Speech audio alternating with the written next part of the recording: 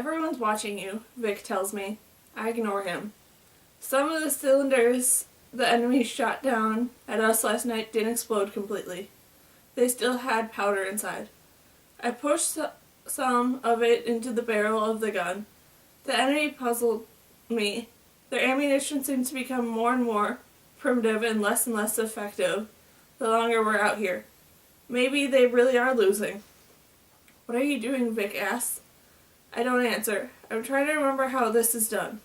The powder turns my hands black, and I shift it through my fingers. Vic grabs my arm. Stop, he says in a low voice. All the other decoys are starting. Why do you care what they think? It's bad for morale if someone like you goes crazy.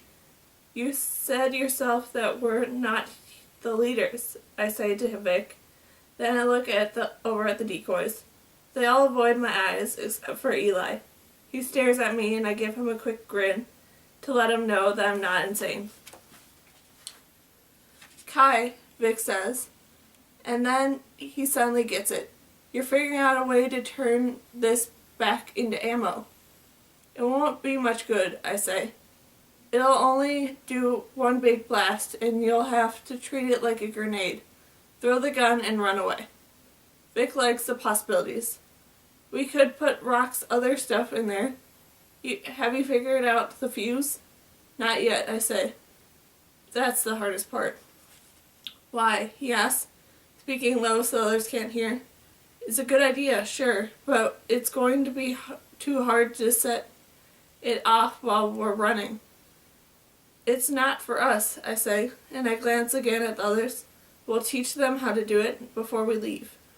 But we're running out of time, I say. We leave the dead and everyone else today. Vic stands up and turns around to face the group. Kai and I are taking a break from burying today, he says. The rest of you can take a turn. Some of the new decoys haven't even done it yet. While they leave, I look down at my hands, ash black and covered with stuff, and rain down death on us the night before. I remember the way we used to scavenge remnants back in the real village. The society and the enemy thought that they were the only ones with fire, but we knew how to use theirs and how to make our own. We used stones called churst to light some fires when we really needed them. I still think we should go on a night where there isn't a firing, Vic says. They might just think we blew ourselves up with this stuff, that we can make it convincing. He gestures to the powder scattered around us. He has a point. I've been so sure that they'll hunt us down that I haven't even thought of the possibilities. Still, it's more likely the others will try and follow if there isn't a battle to distract them from the death-covered our tracks. And I don't want anyone to try and come with us. The society will notice if more than a few decoys leave.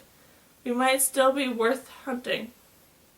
And I have no idea what we're going to find in the carving. I'm not trying to lead, I only want to survive. How about this? I say. We'll go tonight, whether there's a firing or not. All right, Vic says after a moment. It's settled then. We're going to run. Soon. Vic and I work fast, trying to come up with a way to get the guns to explode.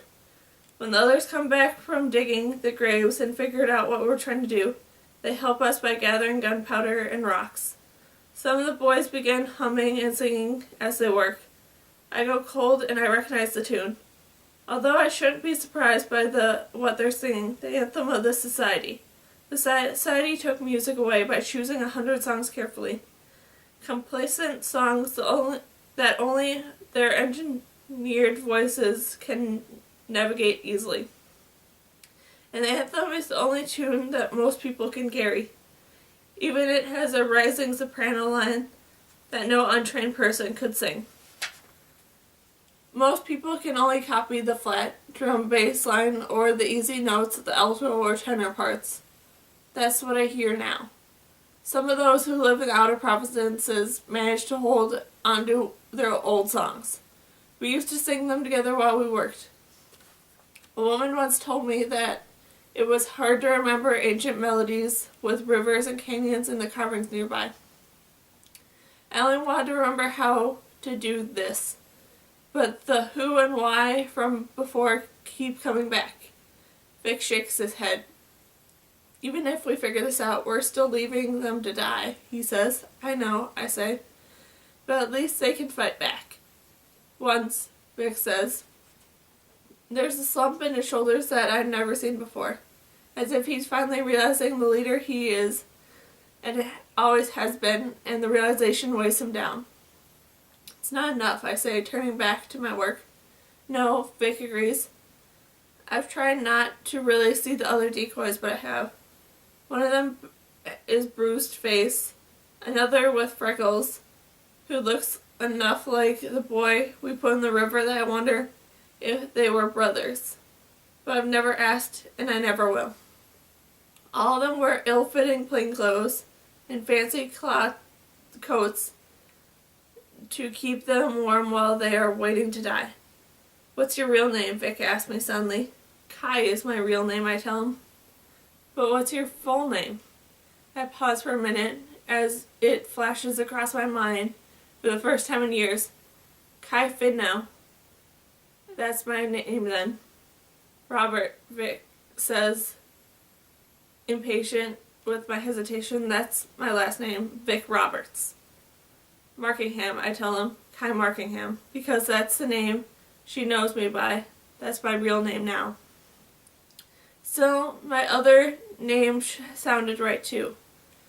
When I said it in my mind, Fidnow, the name I shared with my father and mother. I look over the decoys gathering rocks. Parts of me likes the sense of purpose and the movements and the knowing that I helped them feel better for even a little while. But deep down, I know that all I've done is throw them a scrap. They're still going to starve.